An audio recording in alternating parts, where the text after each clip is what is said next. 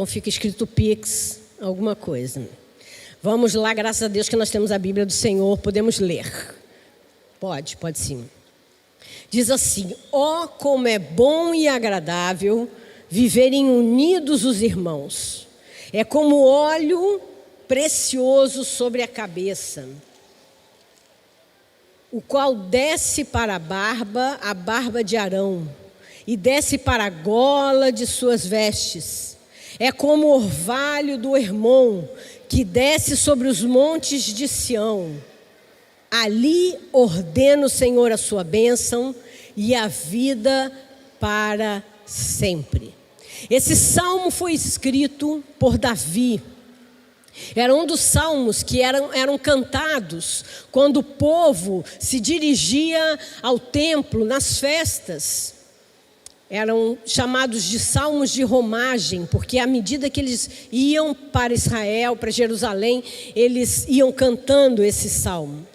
Quando Davi escreve esse poema, ele está olhando para o Monte Hermon. Monte Hermon é o monte mais alto da geografia de Israel. E esse monte, na época do inverno, fica com seus picos de neve. E quando vai aquecendo, a água desce o Hermon e inunda e refrigera toda a área do deserto naquele lugar. E a gente usa muito esse texto, e não está errado, a gente usa muito esse texto no contexto de igreja, falando sobre união dos irmãos. Não é errado, não está teologicamente errado.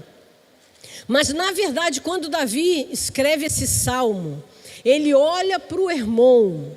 E o Hermon, ele faz fronteira com Israel, Síria e Líbano.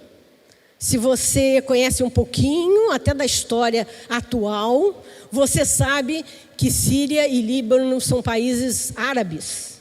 E até hoje há um conflito entre árabes e judeus. Isso nós sabemos, desde aquela época. Então, quando Davi escreve esse salmo, ele olha e diz: como seria bom que os irmãos vivessem em união. Quem eram os irmãos? Síria, Líbano, os árabes, porque são todos filhos de Abraão, assim como Israel.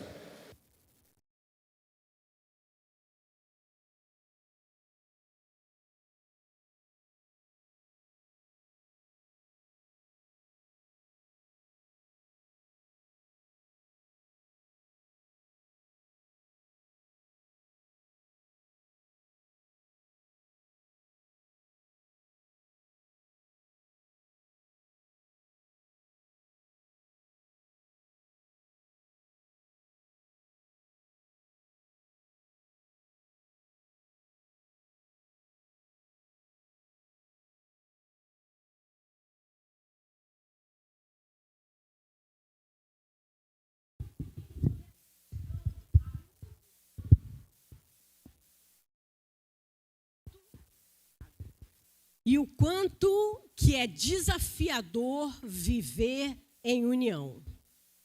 Quer seja no casamento, quer seja na família, quer seja na igreja, quer seja na igreja de Jesus maior. Que desafio é viver em união? Todo mundo concorda? Ou é só na minha casa que é difícil? Não é verdade? Sabe por quê?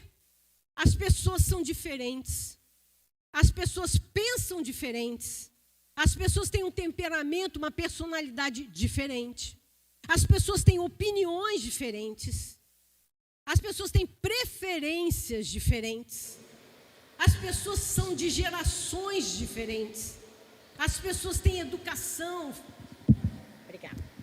As pessoas têm educação, tem a sua forma acadêmica diferente. Nós temos tudo para não dar certo em união. Concorda? É um desafio. E Deus coloca, vamos trazer agora dentro da nossa realidade igreja, Deus coloca esse monte de gente diferente, com todas as diferenças do mundo, dentro de um só lugar, para conviver, para partilhar uma vida espiritual. Assim como Ele coloca pessoas diferentes para viver debaixo do mesmo teto, serem família, um casal. Eu não conheço nenhum casal que os dois são parecidos. Nenhum. Geralmente são os opostos. Justamente para contrabalancear aí. E aí você tem filhos e o filho tratado do mesmo jeito, educado da mesma forma, cada filho diferente. União, meu querido, não é unidade. A gente fala muito em unidade, união, e eu confesso que durante muito tempo eu usei as duas palavras como se fosse a mesma coisa, até que eu comecei a estudar e entender que união não é unidade. União, de acordo com o dicionário, é um ato ou efeito de unir, de agrupar. Unidade é uniformidade, ou seja, que tem a mesma forma. Unidade seria se todos nós fôssemos iguaizinhos, pensássemos igualzinho, tivéssemos a mesma, fôssemos fisicamente iguais, espiritualmente iguais, tivéssemos todos a mesma idade. Se a gente fosse como é que se diz, uma formação em série que Deus fez, um monte de gente robô igual, seria unidade. Mas só que não, nós somos diferentes. E a dificuldade, o grande desafio é a união entre diferentes. É desafiador. É desafiador viver família, é desafiador viver casamento, é desafiador viver igreja, é desafiador viver com outras igrejas, porque pensamos de maneira diferente. Assim como Davi olha para o monte e diz: quão bom e quão agradável seria se os irmãos vivessem em união. Até hoje estão em guerra, não se acertam nunca. Que desafio.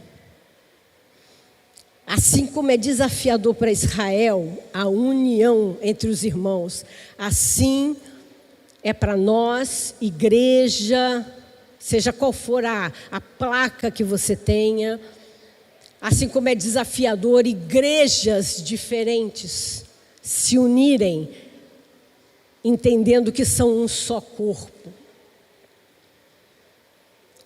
Primeira coisa que eu quero te dizer, meu querido, e eu quero desconstruir na sua mente alguma coisa que muitos de nós pensamos, é que a igreja não é o céu. Diga assim: oh, nem imaginava, gente, eu achei que era. A gente brinca, mas quantos estão fora da igreja hoje porque se decepcionaram, se frustraram com uma expectativa de que igreja é a antessala do céu, que tudo é perfeito, que os irmãos todos pensam igual, que são todos muito unidos e que são todos pensam da mesma forma, e aí você se frustra, se decepciona quando você começa a ver que as pessoas pensam diferente. Que você tem a sua fragilidade, eu tenho as minhas. Que um tem um tipo de temperamento, o outro tem outro. Que quando junta esse povo diferente para a coisa andar, você não tem noção do abacaxi que é. A turma que fez aqui o encontro com Deus, tudo é lindo agora, não é não, Fernando? Uma beleza, papelzinho dourado, praticamente o céu na terra. Depois você senta com Fernanda para saber. Eu nem sei não, eu estou falando que eu tenho experiência. Não é fácil. Um é mole, o outro é agitar demais. Um diz que vai fazer e não faz. O outro aparece do nada querendo ajudar. Acontece de tudo, meu querido. Presta atenção. Nós precisamos entender que a igreja não tem essa proposta de ser composta por pessoas perfeitas, que não falham nunca. Isso é uma expectativa imatura. E é desculpa de muitas pessoas para estarem longe de congregar numa igreja local. Desculpa, porque não é verdade. São pessoas pecadoras, são pessoas que têm suas próprias lutas, cada um vivendo uma estação da sua vida, cada um tendo a sua vulnerabilidade, cada um pensando de um jeito, e ainda assim estamos juntos. Amém? É isso. Deixa eu te fazer algumas perguntas para você refletir sobre você. Porque nesse momento não adianta você estar pensando em fulano, beltrano, cicrano, vou mandar essa palavra para fulano, que fulano tem que ouvir. Não, é você aqui. Pergunta que eu te faço é a seguinte: você é capaz de viver em harmonia e amar o seu irmão que não pensa como você? Que não tem as preferências que você tem? Eu estou falando das coisas mais básicas. Eu vou dar um exemplo. Simone, esses dias, estava conversando com Simone. E ela falando sobre o menu do almoço. Estou falando uma coisa assim, bem simples. E cada um tem uma ideia do que deve fazer, né, Simone? Vai fazer não sei o quê. Ah, não, mas não sei o quê, é ruim, ninguém gosta. O outro, mas que ótima ideia. Tudo funciona dessa forma. Deixa eu te perguntar uma coisa. Você é capaz de viver e conviver com um irmão que pecou na sua caminhada, que deu uma escorregada numa área? Ou talvez você se sinta tão bonzão que você não pode nem conviver com pecadores. Às vezes não é o seu pecado, mas você tem outro. E às vezes a gente tem uma postura de fulano para lá. Será que você consegue conviver com um irmão que tem um temperamento conflitante com o seu temperamento? Sabe aquele povo que bate de frente? Isso acontece na igreja, apóstolo. Acontece. Diga assim de novo. Oh, que coisa! Acontece muito. Pessoas que têm um temperamento que se conflita com outros. Quantas pessoas que não estão mais congregando porque se decepcionaram? Se decepcionaram consigo mesmo, porque erraram, não conseguiram dar continuidade e se frustraram e hoje pensam assim, esse negócio de igreja não é mais para mim, porque eu sou uma pessoa muito fraca, não é para mim. Quantos se decepcionaram com os irmãos? Porque tinham essa expectativa de que iriam entrar na igreja e iam encontrar serafins e querubins voando de asas aqui dentro, né? Todo mundo anjo. E aí se decepcionou. Quantos se decepcionaram com liderança? Porque, gente, os líderes são gente também, sabia? Aqui atrás não tem asa, não. Aliás, está longe de ter. Se decepcionaram com o sistema eclesiástico. Sabe por quê? Sistema eclesiástico é feito por pessoas. E pessoas são falhas. Não tem como escapar. Acabaram desistindo do projeto chamado Família de Deus. Porque o seu negócio é com Deus, não é com os irmãos. Se Deus te incluiu num contexto de uma igreja local, é ali o seu lugar. Você vai ter conflito? Com certeza. Não preciso nem ser profeta para dizer.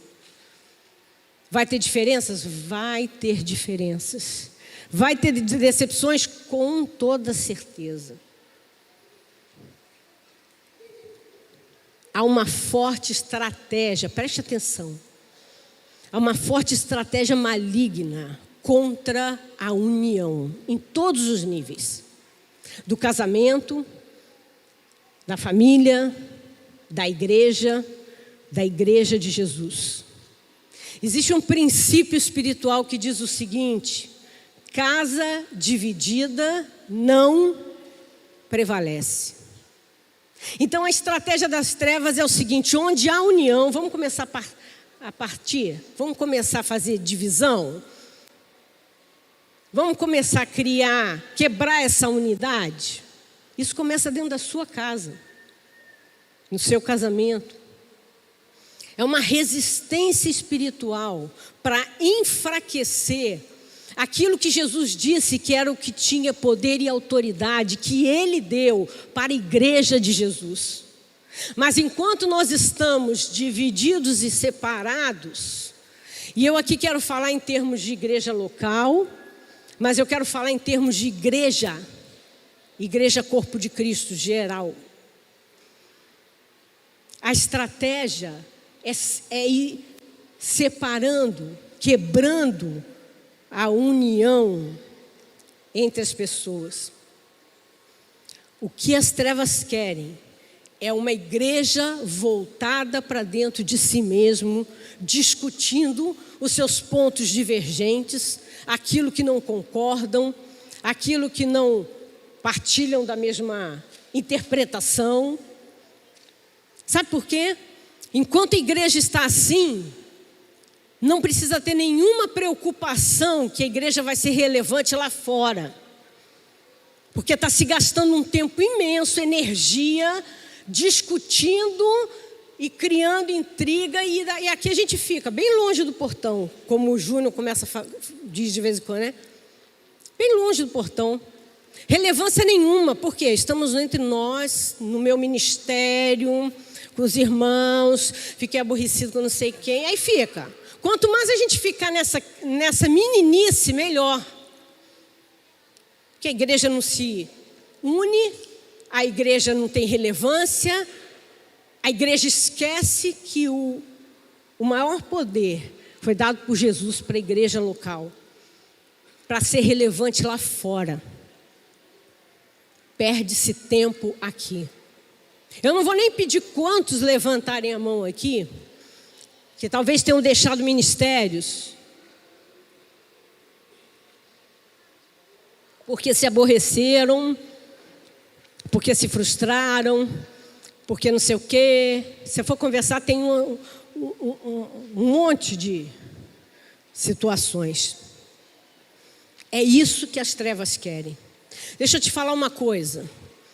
Eu tenho 60 anos, sou 60 anos cristã. Nasci num lar evangélico. Quase nasci na igreja. Nasci no hospital, mas logo com 15 dias eu já estava na igreja, sendo apresentada ao Senhor.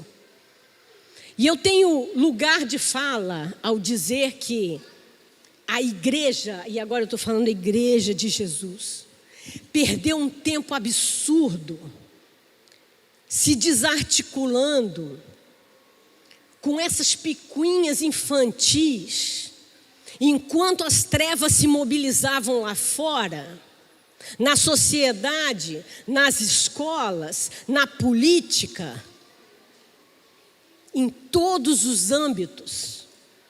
E a igreja discutindo, eu vou falar da minha época para ninguém se sentir ofendido, se bateria podia entrar na igreja ou não, era do inferno. Se mulher podia usar calça comprida na igreja, coisas muito importantes de fato, né?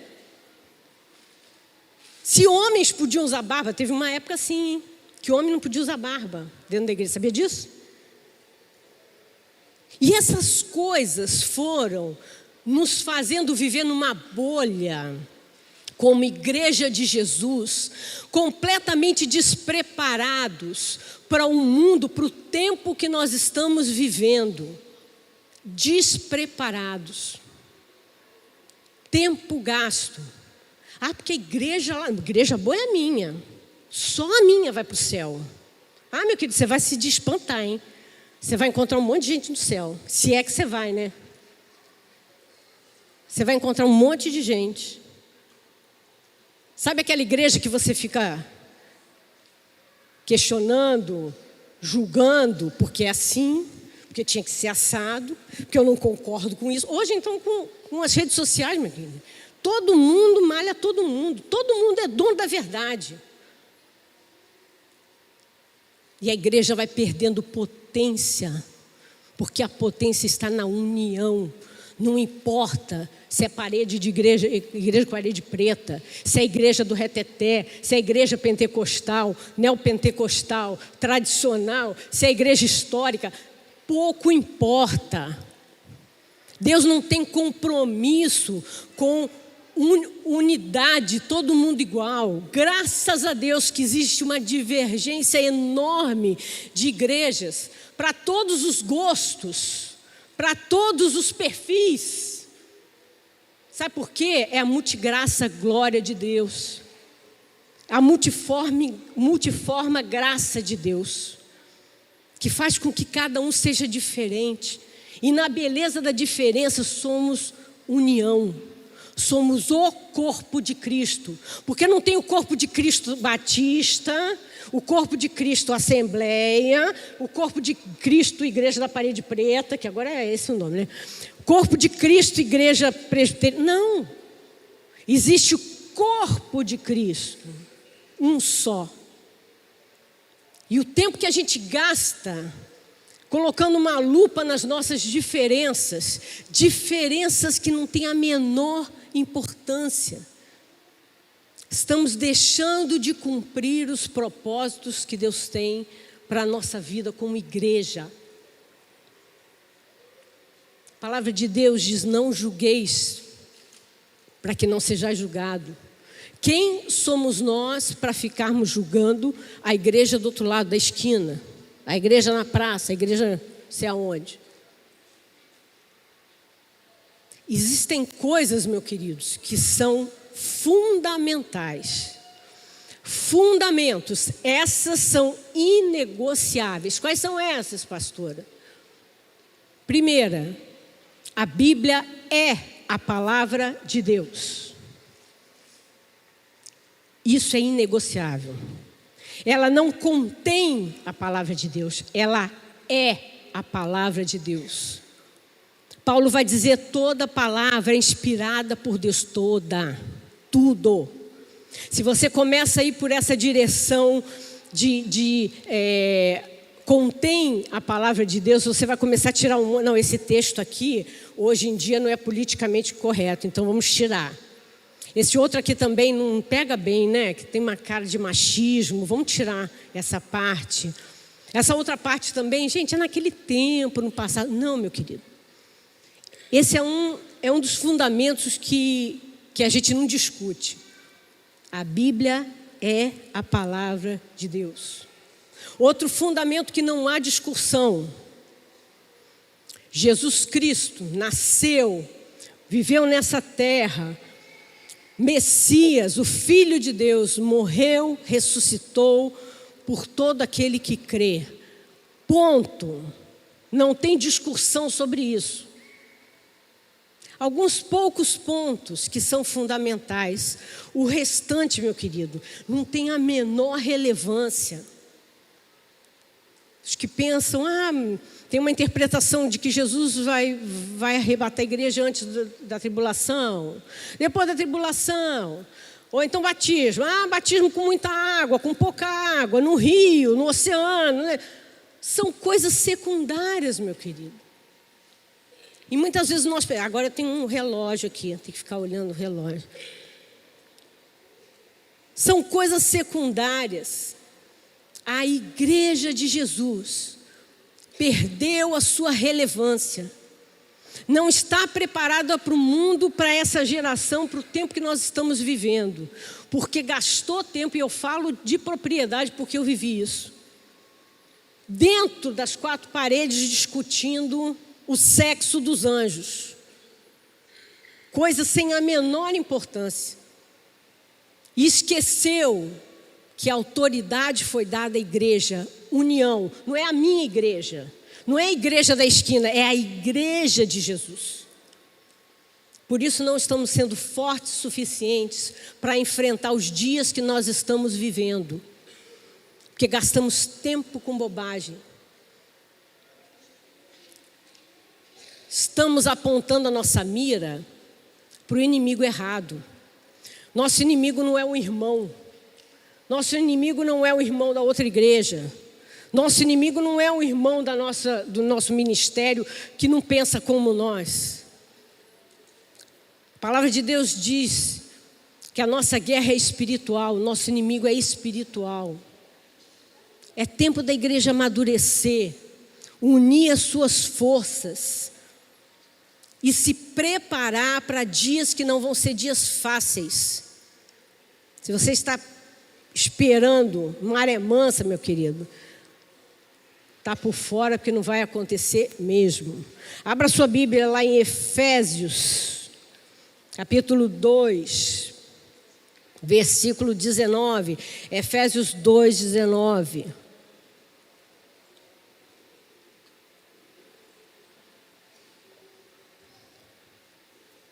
Diz assim: assim já não sois estrangeiros e peregrinos, mas concidadãos dos santos, e sois da família de Deus. Fazemos parte dessa família, não só a Oficina de Vidas, mas todas as igrejas. União. Grupo de pessoas que não são unidas porque pensam igual, mas são unidos em torno de um propósito, de uma visão que Deus deu a cada igreja. Pessoas diferentes, mas membros uns dos outros. Eu dependo de você, você depende do outro, o outro depende do outro, e somos todos um corpo só. União não é unidade. Não somos e nunca vamos ser iguais. Graças a Deus. Ia ser muito enjoado. Você imaginou tudo Silvia? Deus me livre. Deus me livre. Todo mundo igual a mim. Não dá. É na nossa diferença, meu querido, que nós somos treinados. Você entende isso? Nas nossas diferenças. Sabe aquele tipo de pessoa que você diz assim: eu não suporto gente assim? Já percebeu que aparece um monte de gente desse jeito na sua vida? No trabalho, na família, vizinho. Você diz: misericórdia, me livrei de fulano, tem outro igualzinho aqui. Sabe por quê? Deus está te treinando, meu querido. Provérbios 27, 17 diz assim, eu vou ler na linguagem de hoje, diz assim: as pessoas aprendem umas com as outras, assim como o ferro afia o próprio ferro. Numa outra versão diz: lâmina afia a própria lâmina. Deixa eu te dizer uma coisa. Sabe o que vai te fazer mais maduro? O que vai fazer com que você esteja mais preparado para a vida? É esse irmãozinho que você está pensando agora. Não fala não, que eu não quero que ninguém peque. Sabe quem você pensou? É aquele ferro que afia o seu ferro. É esse mesmo. Porque vai fazer de você uma pessoa mais madura, flexível. Não adianta fugir, não. Porque se você foge de Joãozinho agora, você vai encontrar um monte de Joãozinho na sua vida. Não adianta. Encara que é melhor. E sabe que não existe um curso que ensine a lidar com pessoas? Não existe. O que existe é a prática. É o ferro afiando o ferro. É a convivência. O amadurecimento vai surgindo. E a gente vai aprendendo a lidar com o diferente. E nós vamos chegando numa conclusão incrível. Eu não sou dono da verdade. Vou te contar, hein? Espalha não. Você não é dono da verdade. Espalha não, tá? Fica só entre nós aqui, ó. Não somos. Às vezes você vai ver que aquele ferro que está te afiando está certo e você está errado. Somos orgulhosos. Lidar com essas pessoas nos habilita a lidar com tantas outras que nós vamos ter que enfrentar pela vida. Na família, no trabalho, na vizinhança, na escola, em outros lugares. Será, meu querido, que nós estamos dispostos a abrir mão das nossas preferências em favor da união? Será que nós estamos dispostos?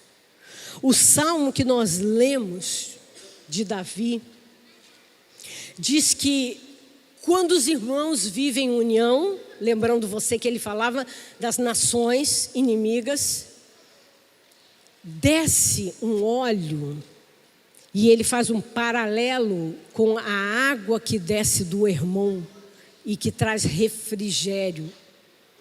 Há um óleo que desce sobre a igreja. Pela cabeça, quem é a cabeça da igreja? Cristo.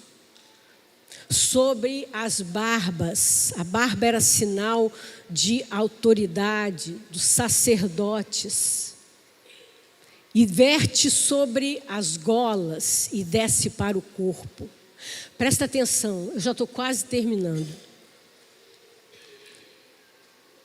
Nós vamos experimentar uma unção inigualável quando nós aprendermos que esse nível de unção vem na união dos diferentes, dos que pensam diferentes. Nós vamos viver, a igreja no Brasil vai viver um tempo de uma unção inigualável, quando nós pararmos com essa infantilidade de igreja tal, igreja com placa tal, a outra que é não sei o quê, a outra que tem um outro ritmo, e entendermos que somos um só. É um outro nível de unção. Eu creio que Deus tem permitido tudo que nós temos vivido como povo de Deus nesse tempo de perseguição, e todos nós sabemos disso, porque nós precisamos amadurecer. Muito tempo vivemos o cristianismo do oba-oba, do eu estou certo, o resto está errado, só a minha igreja vai para o céu, o resto vai tudo para o inferno. Está na hora de amadurecer. No contexto da igreja, a unção desce sobre a cabeça, que é Cristo, desce pela barba, liderança, sacerdócio no lar. Você que é sacerdote no seu lar, e eu não falo só que há homens, que há mulheres que são sacerdotisas no seu lar, é sobre você. Você determina a unção que vem sobre a sua casa. Não adianta passar esse bastão para outro, não. É você. Ah, mas minha esposa é mulher de oração. Glória a Deus por isso. Mas você tem que se posicionar como sacerdote na sua casa. E vai haver uma nova unção. Uma unção que vai vir sobre você, sobre sua casa, sobre seus filhos, a partir do seu posicionamento. Eu quero concluir falando o seguinte. É por isso que Deus diz que nós precisamos viver em união. Uma família, ainda que a gente pense diferente, ainda que a gente tenha as nossas dificuldades e diferenças, assim como o ferro que afia o ferro. E hoje eu quero falar com você, a palavra que Deus colocou no meu coração. Talvez existam pessoas aqui que hoje não estão alinhadas, aliançadas com a sua igreja, seja ela qual for, uma igreja local. Deixa eu te dizer uma coisa, isso está impedindo o que Deus tem a fazer na sua vida por falta de alinhamento nessa área. Talvez você seja membro dessa igreja ou de outra, mas você tem sido aquele espectador que vem. Às vezes vem domingo de manhã, às vezes domingo à noite. Senta no banco, né? A sua função é limpar o assento em que você senta. Olha, você não está vivendo a vida comum da igreja. Você está sendo apenas um espectador do que está acontecendo. Não existe mais tempo para isso, meu querido. Talvez você tenha desistido de viver esse negócio de igreja. É difícil. Ó, querido, vou falar do coração. Muitas vezes eu pensei, ai, Senhor, dá para eu ser crente em casa? Não, assim, sem ninguém me apoiando. Vou falar sério, hein? Sabe o que Deus me diz? Não. Porque não dá para viver corpo você sozinha. Talvez essa seja a sua questão. Talvez você sofreu um ferimento que foi quase mortal na sua vida espiritual. Isso te afastou do contexto eclesiástico, seja ele qual for. Hoje é dia de cura, meu querido, porque não há tempo a perder.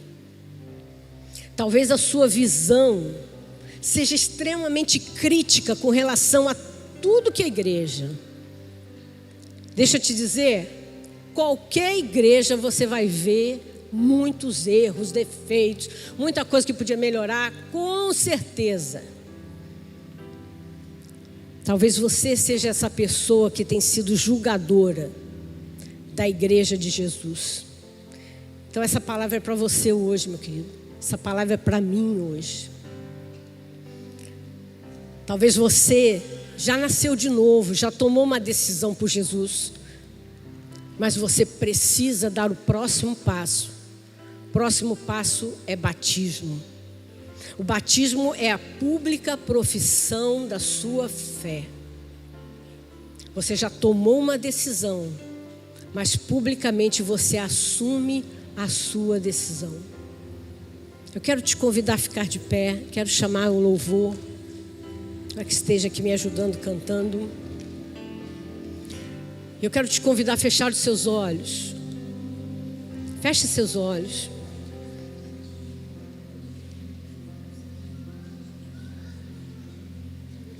Eu não sei qual a sua situação. Eu dei aqui algumas alternativas. Eu não sei qual é a sua situação. Mas feche os seus olhos agora, porque essa é uma noite de tomar decisões. E nós estamos vivendo um tempo em que nós precisamos estar muito seguros daquilo que nós cremos, seguro do passo que nós estamos dando, firmados na rocha, para não sermos atingidos. Então eu quero te convidar, se você hoje precisa mudar alguma coisa nessa dinâmica aí, alguma decisão que você tenha que tomar, eu quero te convidar a vir à frente, ou para entregar sua vida a Jesus, ou porque você precisa tomar uma decisão pelo batismo, ou porque você precisa se alinhar com a igreja local, seja ela qual for, ou porque você precisa de cura, porque você foi ferido, você foi magoado, e esse negócio de igreja está difícil de engolir. Deus hoje quer te ajudar. Deus hoje quer ministrar sobre você a cura, esse óleo que desce pelo Monte Hermon e que atinge a sua vida, meu querido. Você talvez esteja vivendo igreja, mas sentado no seu lugar, sem se envolver, sem ser corpo com o outro. Eu quero te dar essa oportunidade de tomar sua decisão. Nós vamos cantar, e à medida que nós cantarmos, eu quero te deixar muito livre para vir à frente. Eu quero orar. É uma coisa sua com o Senhor, não depende do outro, e nem você vai me falar, mas eu quero orar por você. Vamos adorar o Senhor. Vem me visitar hoje aqui. Sim, Senhor. Espírito Santo, Quero conhecer mais. visita cada um de nós. que nós precisamos essa noite.